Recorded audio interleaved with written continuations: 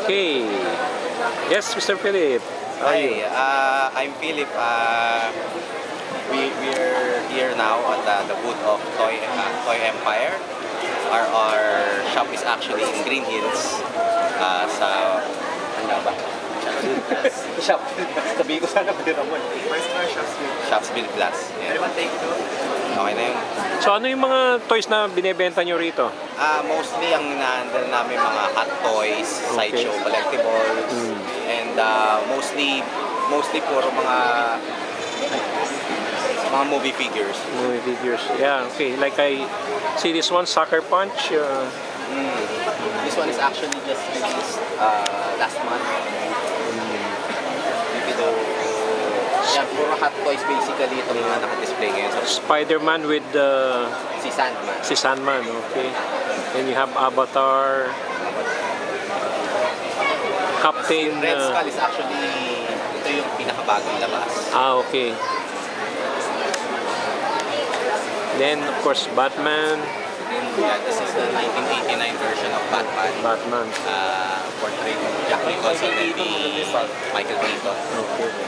So malapit na yung yung Dark Knight Rises. Yeah, speaking of Dark Knight Rises, ito yung sa series na yun yung sa baba. Okay.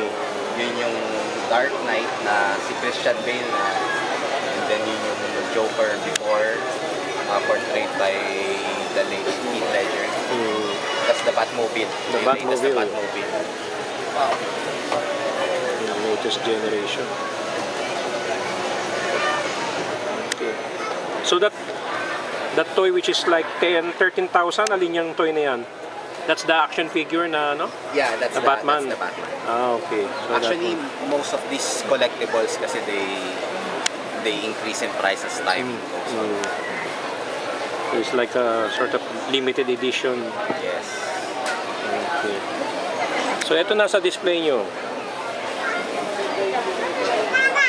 This one are sideshow collectible figures. Okay. Actually statues. So sinong character to? Si Angel ba? Angel from the X-Men. Okay. Also Gambit and Rogue. So this is Rogue. And Gambit. Okay.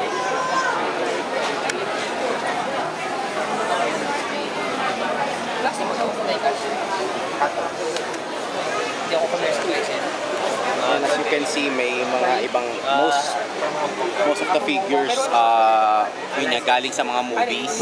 Kaya pati yung actual na actors kinukuha talaga ng hot toys. Okay. Yung head sculpt. Yung head sculpt nila talaga. Okay. Okay, so we're here at Toy Empire.